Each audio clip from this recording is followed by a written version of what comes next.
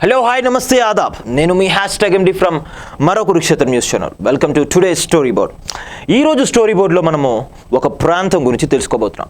ఇంతకీ ఏంటి ఆ ప్రాంతం, ఎందుకు తెలుసుకోబోతున్నాం, అసలు ఆ యొక్క ప్రాంతం యొక్క పుట్టు పూర్వగోత్రాలు ఏంటి, ఈ మొత్తం తెలుసుకోవాలంటే మనం ఒక వెనుకబడిన ప్రాంతానికి వెళ్ళాలి. ఒకప్పుడు వెనుకబడిన ప్రాంతంగా చాలా వార్తలకు ఎక్కిన ప్రాంతం అది. కానీ తదనంతరం కాలగర్భంలో ఎవరైనా కలిసిపోక తప్పదు. కానీ వీళ్ళు కాలగర్భంలో కలిసిపోకుండా కాలగర్భం నుంచి పైకి లేచారు. ఇంతకీ ఏంటి ఆ ప్రాంతం ఇంత నాంచుతాం అని చెప్పి అనుకుంటే, ఆ ప్రాంతం పేరు ఉచ్చరిస్తేనే నవరసాలు మన నోటి నుంచి వెదజల్లుతూ ఉంటాయి. ఏదో కాదండి, ఆ ప్రాంతం the gate way of Palnadu అని చెప్పి అనుకుంటారు. చాలా ముద్దుగా అందరు కూడా అలా పిలుస్తూ ఉంటారు. ఇంకా చెప్పాలంటే మర్డర్లకి, ఫ్యాక్షనిస్టులకి, లేకపోతే ఫ్యాక్షన్ రాజకీయాలకి కేర్ ఆఫ్ అడ్రస్ ఆ ప్రాంతం. ఇంకా చెప్పుకోవాలంటే చిన్న చిన్న గొడవలకి, తగాదాలకు కూడా గొంతులు కోసుకునేడానికి కూడా వెనకాడరు ఆ ప్రాంత వాసులు. సో అటువంటి ప్రాంతంగా ఉన్న ఆ ప్రాంతం ఇప్పుడు ప్రగతి పదంలోకి దూసుకెళ్తుంది. అటువంటి ఫ్యాక్షన్ కల్చర్ని మొత్తం కూడా పక్కన పెట్టేసి ఇప్పుడు మనం చూసుకుంటే కనుక ఈ ప్రాంతంలోనే ఆ ప్రాంతంగా కన్సిడర్ చేస్తారు కదా, the gate way of Palnadu అని చెప్పి తెలిసాను కదా.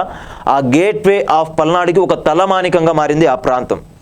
ఇప్పుడు అదేదో కాదండి, మన నర్సరావుపేట, ఇంకా కవులు ముద్దుగా పిలుచుకునే నవరసాల మూట మన నర్సరావుపేట గురించి ఈరోజు మాట్లాడుకోబోతున్నాం. సో నర్సరావుపేట గురించి ఏం మాట్లాడుకోబోతున్నామంటే, అక్కడ వైఎస్ఆర్సీపీ పార్టీ తరఫున సీటు ఇంకా కన్ఫర్మ్ కాలేదు. గత కొన్ని రోజుల క్రితం మనం చూసుకుంటే, ఒక నెల రోజుల క్రితం అనుకుంటా, అక్కడ సిట్టింగ్ ఎమ్మెల్యేగా ఉన్న 2 సార్లు ఎమ్మెల్యేగా గెలిచిన డాక్టర్ గోపిరెడ్డి శ్రీనివాసరెడ్డి గారు తనకే సీటు వచ్చినట్టుగా తన యొక్క కార్యకర్తలతో లేకపోతే అనుచర గణంతో సంబరాలు కూడా చేసుకున్నారు. కానీ ఈ సంబరాల కన్నా ముందు అక్కడ అదే సామాజిక వర్గానికి సంబంధించిన ఒక బడా నాయకుడు అని చెప్పుకోవాలి. ఎందుకంటే ఆయన బాపట్ల లోక్సభ పరిధికి ఇన్ఛార్జిగా వ్యవహరిస్తున్నారు. అక్కడ పరిశీలకుల ఇన్ఛార్జిగా అయితే వ్యవహరిస్తున్నారు. ఆయనే డాక్టర్ గజ్జల బ్రహ్మారెడ్డి. సో ఆయన ఇప్పుడు అడ్డుపుల్లలు వేస్తున్నారు గోపిరెడ్డి శ్రీనివాసరెడ్డి గారికి సీట్ రాకుండా ఉండడం కోసం.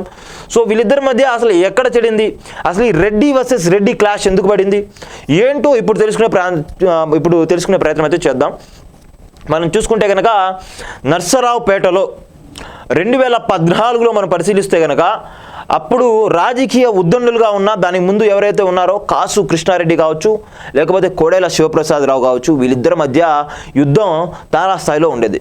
ఎప్పుడైతే 2014లో వైఎస్ఆర్సీపీ పార్టీ ఆంధ్రప్రదేశ్ రాష్ట్రంలో తన యొక్క ఉనికిని చాటుకొని, తన ఉనికిని ప్రబలించిన తరువాత నర్సరావుపేట అనేది హస్తగతం నుంచి ఫ్యానుగతం అయిపోయింది.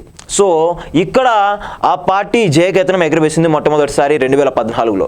సో 2014లో ఇక్కడ మనం చూస్తున్న ఈ 2 క్యారెక్టర్స్ ఏవైతే ఉన్నాయో, గోపిరెడ్డి లేకపోతే బ్రహ్మారెడ్డి గారు, వీళ్ళిద్దరే ఉన్నారు. ఎందుకున్నారు ఏంటో ఇప్పుడు తెలుసుకుందాం. 2014లో అసలు ఈ సీటు గోపిరెడ్డి శ్రీనివాసరెడ్డి గారిది కాదు, గజ్జల బ్రహ్మారెడ్డి గారిది. కానీ గజ్జల బ్రహ్మారెడ్డి గారు అనూహ్యంగా లాస్ట్ మూమెంట్లో తప్పుకోవడం జరిగింది బరిలో నుంచి. సో అప్పుడు తన తర్వాత ఎవరైనా ఉన్నారా అంటే అప్పుడు గోపిరెడ్డి శ్రీనివాసరెడ్డి గారే క్యాపబుల్గా కనిపించారు. ఇంకా ప్రజల్లోకి పోయిన అనుభవం ఆయనకే ఉంది. సో ఆయనకి సీటు వరించింది 2014లో. 2014లో సింపతితో, అలానే నెక్స్ట్ ఏదైనా చెప్తే చేసేస్తాడు ప్రజానాయకుడు. అలానే హాస్పిటల్కి ఎవరైనా వెళ్తే ₹10 కాదండి, వేల రూపాయలకు సంబంధించిన ఆపరేషన్లు కూడా చాలా ఫ్రీగా చేసిన చరిత్ర అప్పట్లో ఉండేది 2014లో గోపిరెడ్డి శ్రీనివాసరెడ్డి గారికి. సో అదే చరిష్మా ఆయనకి బాగా ఎన్కాష్ చేసుకున్నారు 2014లో. అసలు ఒక దశలో ఎలా పోయిందంటే, ఈ ఎలక్షన్లో గోపిరెడ్డి శ్రీనివాసరెడ్డి అనే వ్యక్తి ఓడిపోతే కనుక ఉన్న ఆస్తులు మొత్తం అమ్ముకొని దివాలా తీయాల్సిన పరిస్థితి అని చెప్పి అనుకున్నారు. ఇదే సెంటిమెంట్ డైరెక్ట్గా ప్రజల నోట్ల నుంచి కూడా పలికించే ప్రయత్నంలో వాళ్ళైతే సఫలీకృతులయ్యారు. మరి ఏం జరిగిందో ఏమో తెలియదులే, కానీ అప్పులు మాత్రం అయితే తప్పకుండా చేశారు. ప్రజలు కూడా ఇవన్నీ దగ్గర నుండి చూసి ఈయన్ని గెలిపించుకోవాలి, నర్సరావుపేటకి ఎంతకో ఉపయోగపడతారని చెప్పి గెలిపించారు. గెలిచిన తర్వాత మరి ఏం చేశారంటే, పైన పార్టీ అధికారంలో లేదు, పార్టీ అధికారంలో లేకపోతే ఏం చేస్తారు, రాబందుల్లాగా అధికార పార్టీ వాళ్ళు చీటికి మాటికి ఏదో ఒక పనులు చేస్తూ వేలు పెడతాను ఉంటారు. అలానే చేశారు. ఇదే ప్రాంతానికి సంబంధించినటువంటి కోడెల శివప్రసాదరావు గారు నర్సరావుపేట నియోజకవర్గానికి 5 సార్లు శాసనసభ్యుడిగా పనిచేశారు. సో ఆయన సత్తెనపల్లిలో గెలిచి స్పీకర్ వంటి పదవిలో ఉంటూ కూడా నర్సరావుపేటలో పెత్తనం చేశారు. సో అలా పెత్తనం చేసినా, ఎన్ని ప్రలోభాలకు గురి చేసినా కూడా పార్టీ వీడకుండా వైఎస్ఆర్ కాంగ్రెస్ పార్టీని నమ్ముకొని ఆ 5 ఏళ్ల కాలం పబ్బం గడిపారు. దాని తర్వాత 2019 వచ్చింది. 2019లో మనం చూసుకుంటే 2019లో కూడా ఈయనకే సీట్ని కన్ఫర్మ్ చేశారు. అప్పుడైతే ఇంత పెద్ద మొత్తంలో అయితే వ్యతిరేకత లేదు. వ్యతిరేకత లేకపోవడం వల్ల మళ్ళీ రెండోసారి సీటు వరించింది. సీటు వరించడంతో ఈసారి జగన్ చరిష్మా ప్లస్ గోపిరెడ్డి శ్రీనివాసరెడ్డి గారు ఈ 5 ఏళ్ల కాలంలో ప్రజలకు అందుబాటులో ఉన్న తీరు, ఆయన ప్రజలతో మాట్లాడిన వివరించిన తీరు, ఇవన్నీ కూడా చూసిన ప్రజలు ఇంకోసారి ఛాన్స్ ఇస్తే అధికారంలోకి వస్తే గనక తప్పకుండా మంచి చేస్తారని చెప్పి అధికారం కట్టబెట్టారు. ఇప్పటి వరకు నర్సరావుపేట చరిత్రలో ఎవరికి కూడా లేనటువంటి మెజారిటీతో ఆయన గెలిపించారు. గెలిపించిన తరువాత 2019 నుంచి ఇప్పటిదాకా మనం చూసుకుంటే ప్రజలకి అందుబాటులో ఉన్నారా అంటే తొలి నాలుగులో అయితే అంత అందుబాటులో లేరు. ఎప్పుడైతే ఈ గడప గడప ప్రోగ్రాంలు పెట్టారో అప్పటి నుంచి ప్రజలకు వెళ్ళడం, చురుగ్గా పార్టిసిపేట్ చేయడం చేశారు. దాని తర్వాత ఏంటంటే నియోజకవర్గంలో సామాజిక సమీకరణాల పేరుతో ఈయనే కొన్ని కుంపట్లు పెట్టినట్టుకు, లేకపోతే ఈయనే ఇండైరెక్ట్గా కారణమైనట్టు కనిపిస్తుంది. సో అక్కడక్కడ చెదురుమదురు సంఘటనల మేరకు మిగతా ఏవన్నీ కూడా అన్నీ ఈయనకి వ్యతిరేకంగానే వర్క్ అని చెప్పుకోవాలి. ముఖ్యంగా మనం చూసుకుంటే రెడ్డి సామాజిక వర్గానికి సంబంధించి పెద్ద పెద్ద నాయకులు ఉన్నారు నర్సరావుపేట నియోజకవర్గంలో. సో ఆ రెడ్డి సామాజిక నాయకులే చాలా గుర్రుగా ఉన్నారు గోపిరెడ్డి శ్రీనివాసరెడ్డి గారి పైన. ఇంకా మనం చూసుకుంటే ఇంకా చాలామంది ఉన్నారు. ఇంకా ముస్లిం సామాజిక వర్గానికి సంబంధించినటువంటి అదే ప్రాంతానికి చెందిన, పల్నాడు ప్రాంతానికి చెందిన ఎస్ఏ హనీఫ్. ఎస్ఏ అంటే షేక్ అబ్దుల్ హనీఫ్ అండి. ఈయన పౌనిపాడు గ్రామ నేపథ్యం ఉంది ఈయనకి, ఎస్ఏ హనీఫ్ గారికి. సో ఆయన అక్కడి నుంచి తన యొక్క ప్రాబల్యాన్ని చాటుకొని 2014లో ఆయన ప్రెసిడెంట్గా ఉంటూ YSR Congress party town wide ప్రెసిడెంట్గా ఉంటూ చలామణి అయ్యారు. 2019లో అధికారంలోకి వచ్చిన తర్వాత ఈ 9 ఏళ్ల పాటు ఆయన తోడు నీడగా ఉన్నారు గోపిరెడ్డి శ్రీనివాసరెడ్డికి. దానినే చూసుకొని ఆయనకి కట్టబెట్టారు యార్డ్ చైర్మన్ పదవి. సో ఈ యార్డ్ చైర్మన్ పదవి ఎప్పుడైతే ఇచ్చారో అప్పటి నుంచి నిన్న మొన్నటి దాకా కూడా ఆయనకే ఫ్రీ హ్యాండ్ ఇచ్చారు కూడా. సో ఫ్రీ హ్యాండ్ ఇచ్చిన తర్వాత ఏం జరుగుతుందంటే మొత్తం కూడా మన పనులు మనం చేసుకుంటూ ఉంటాం. ఈ పనులు చేసుకునే తరుణంలోనే ఎక్కడో ఒక చోట నొప్పిస్తూ ఉంటాం ఇతరులను కూడా. అలా నొప్పించారో, వీళ్ళు ఆయన్ని నొప్పించారో లేకపోతే ఆయన వీళ్ళని నొప్పించారో తెలియదులే, కానీ వీరిద్దరి మధ్య కూడా చెడిందండి. అలా చెడటంతో ఈయన మొట్టమొదటిసారిగా గజ్జల బ్రహ్మారెడ్డి గారు ఎలాగో రివర్స్ ఉన్నారు, రెడ్డి సమాజ వర్గ నేతలందరూ కూడా గుర్రుగా ఉన్నారు కాబట్టి ఆయన బయటికి వెళ్ళేసి తిరుగుబావుట ఎగరవేశారు. ఆయనకి తోడుగా పౌనిపాడు నేపథ్యం ఉన్న ఎస్ఏ హనీఫ్ కూడా బయటకు రావడం జరిగింది. ఆయన కూడా బయటకు వచ్చేసి ఆయనకు మద్దతు తెలపడం జరిగింది. మద్దతు తెలపడంతోనే ఊరుకున్నారంటే అక్కడితో ఊరుకోలేదండి. అక్కడితో ఊరుకోకుండా ఏం చేశారంటే 1000 మంది కార్యకర్తల్ని తీసుకుని, కార్యకర్తల్ని ఆటోలు, లారీలు, బస్సుల్లో తాడేపల్లి ప్యాలెస్కి తరలించి గోపిరెడ్డి శ్రీనివాసరెడ్డి గారిపై ఉన్న వ్యతిరేకతను అధినాయకుడికి తెలిసేలాగా గట్టి ప్రయత్నాలే చేశారు. ఇవన్నీ కూడా కన్సిడర్ చేశారు. ఎవరైతే విజయసాయిరెడ్డి గారు ఉన్నారో, ఈ రీజనల్ కోఆర్డినేటర్ ఎవరైతే ఉన్నారో విజయసాయిరెడ్డి దగ్గర కూడా ఈ పంచాయతీ వెళ్ళింది. ససే మేరా అయితే అన్నారు. ఆ పంచాయతీ అయితే తెగ్గొట్టే ప్రయత్నం చేసినా కూడా అది విఫలయత్నమే అయింది.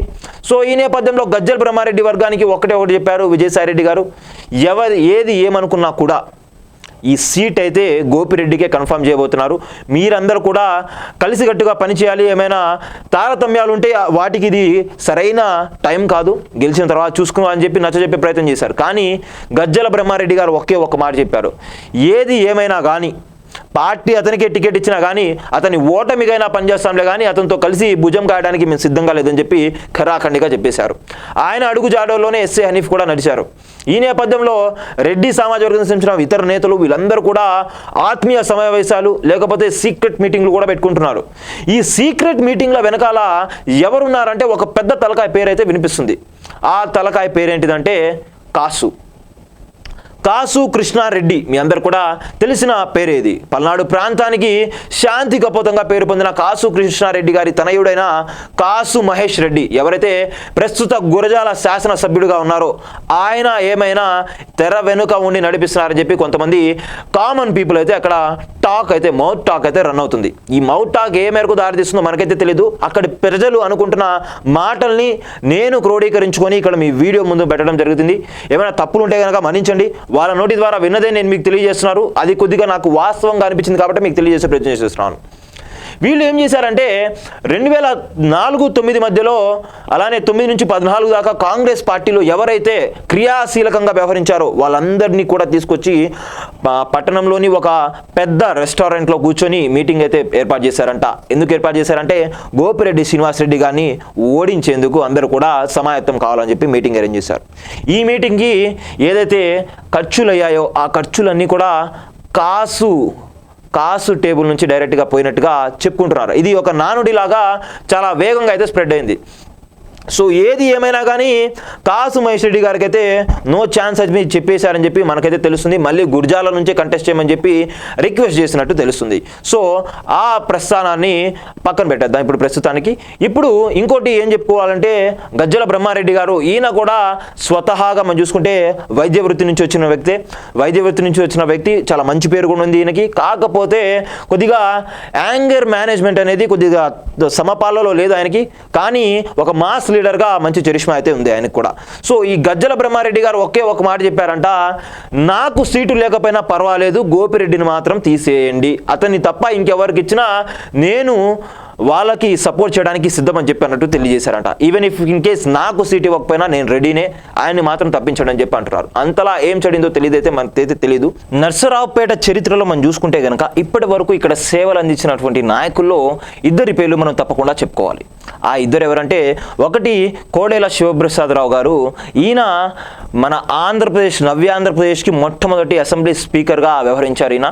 సో ఈయనకి మంచి పేరుంది, బ్రాండ్ ఉంది. ఈయనకి పల్నాడు పులి అని చెప్పి కూడా ఒక బిరుదు కూడా ఉంది. సో ఆయన 5 సార్లు ఏకదాటిగా వరుసగా 5 టైమ్స్ కన్సిక్యూటివ్గా గెలిచి నర్సరావుపేట చరిత్రలో ఎవరికి సాధ్యపడని ఈ ఫీట్కి ఆస్కారం కల్పించారు ఆయన తరువాత ఆయన చేతిలో 2 సార్లు ఓడిపోయి అదే 2 సార్లు ఆయన్ని ఓడించి రివెంజ్ తీసుకున్నటువంటి కాసు వెంకట కృష్ణారెడ్డి గారు. వీళ్ళిద్దరి పేర్లు మనం నర్సరావుపేట ఉన్నన్న గ్రాళ్ళు కూడా ఈ నర్సరావుపేట చరిత్రలో మనం చెప్పుకోదగిన పేర్లు ఈ 2 పేర్లు కూడా. వీళ్ళిద్దరి హయాంలో మనకి అభివృద్ధి జరిగింది. అలానే నెక్స్ట్ మనకేం జరిగిందంటే ఇంకా చాలా స్కీమ్స్ కావచ్చు, ఇప్పుడు కోటప్పకొండ వంటి పర్యాటక ప్రాంతాలు కావచ్చు, ఇవన్నీ కూడా చాలా సమపాలలో అభివృద్ధి చెందాయి. కానీ కాసు కృష్ణారెడ్డి గారి కాంగ్రెస్ హయాంలో ఏమో చాలా పీస్ఫుల్గా జరిగినాయి మొత్తం కూడా. కానీ కోడేల శివప్రసాదరావు గారి హయాంలో మాత్రము ఇవన్నీ కూడా ఉన్న వైలెన్స్ మాత్రం మితిమీరిందని చెప్పుకోవాలి. ఇప్పుడు వాళ్ళ ప్రస్థానాన్ని మనం పక్కన పెట్టేస్తే కనుక ఇప్పుడు ఈ కాసు బ్రాండ్ అనేది ఎలా ఇంపాక్ట్ చేస్తుంది అనేది మనం గతంలో చూసుకున్నాం. గతంలో ఒక చిన్న బ్యానర్ లేకపోతే ఫ్లెక్సీ ఇష్యూలో కాసు కృష్ణారెడ్డి గారికి అలానే గోపిరెడ్డి శ్రీనివాసరెడ్డి గారికి కూడా మధ్య వివాదం జరిగితే దాన్ని సార్ట్అవుట్ చేసుకోవడానికి డైరెక్ట్గా గోపిరెడ్డి శ్రీనివాసరెడ్డి గారే కృష్ణారెడ్డి గారి ఇంటికి వెళ్ళి నచ్చజెప్పే ప్రయత్నం చేశారు. సో అప్పుడే డిసైడ్ అయిపోయారు ఇంకా వీళ్ళందరూ కూడా వ్యతిరేకం అవ్వాలని. కానీ వెళ్ళి సంజాయిషి చెప్పుకోవడంతో పెద్ద ఆయన శాంతించారు. సో దాని తర్వాత ఈ గజ్జల బ్రహ్మారెడ్డి ఇష్యూ కావచ్చు, నర్సరావుపేటలో మహేష్ రెడ్డి గారిని తీసుకురావాలని చెప్పి అనుకోవడం కావచ్చు, లేకపోతే గజ్జల బ్రహ్మారెడ్డి కాసు కుటుంబం వదిలిన బ్రహ్మాశ్రమ, లేకపోతే గజ్జల బ్రహ్మారెడ్డి స్వతహాగా వచ్చి వ్యతిరేకించిన వ్యక్తి అని చెప్పి నార్మల్ న్యూట్రల్ ఓటర్స్లో మెదడులో మెదులుతున్న 1,00,000 ప్రశ్నలకి సమాధానం తెలుసుకోవాలంటే మరికొన్ని రోజులు వెయిట్ చేయాల్సిందే. ఇప్పటికైతే అధిష్టానం ఒక్కటే కన్ఫర్మ్ చేసేసింది, గోపిరెడ్డి శ్రీనివాసరెడ్డి గారికి టికెట్ అని చెప్పి అంటున్నారు.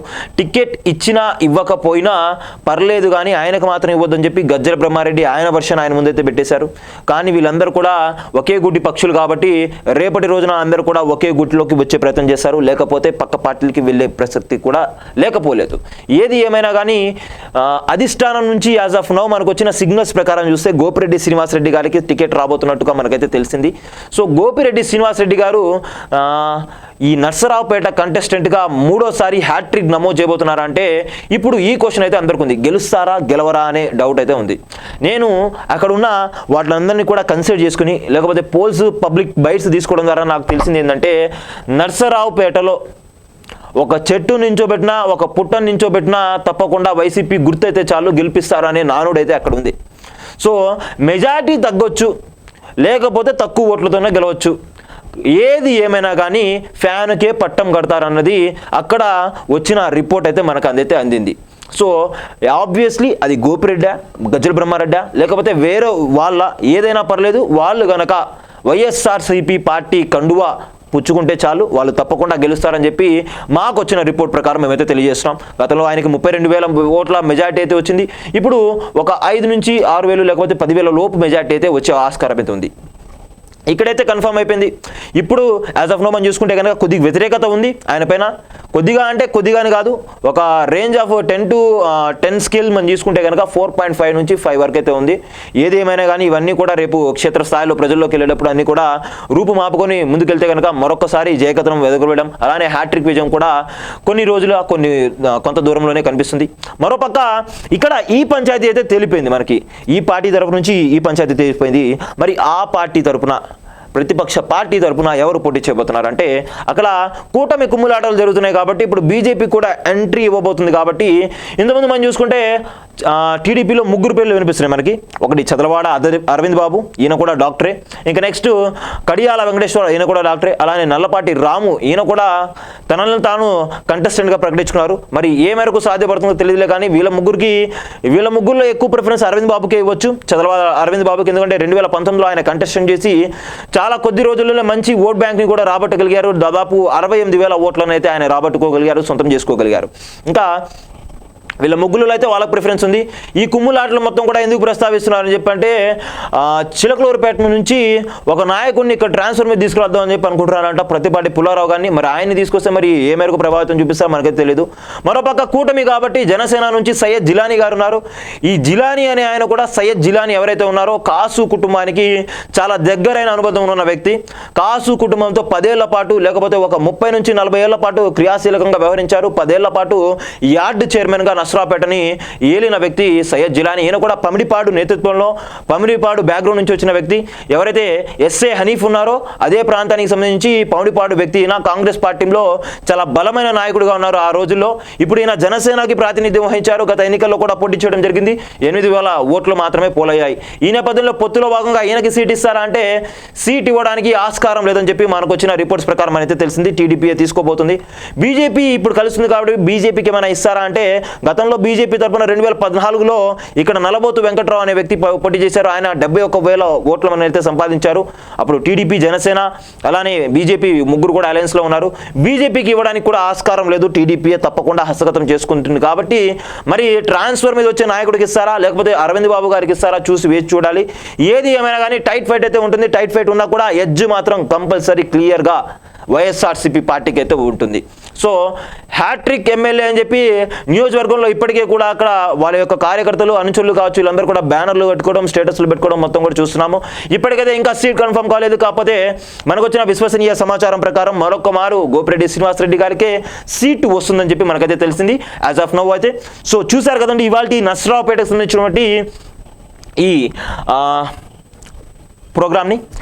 మరిన్ని ఇలాంటి ఇంట్రెస్టింగ్ ప్రోగ్రామ్స్ కోసం మీ ఛానల్ అయినటువంటి మరో కురుక్షేత్రం ఛానల్ని మీరందరూ కూడా లైక్, షేర్, సబ్స్క్రైబ్ చేసుకుని పక్కన ఉన్న బెల్ ఐకాన్ అయితే యాక్టివేట్ చేసుకుని ఇప్పటికైతే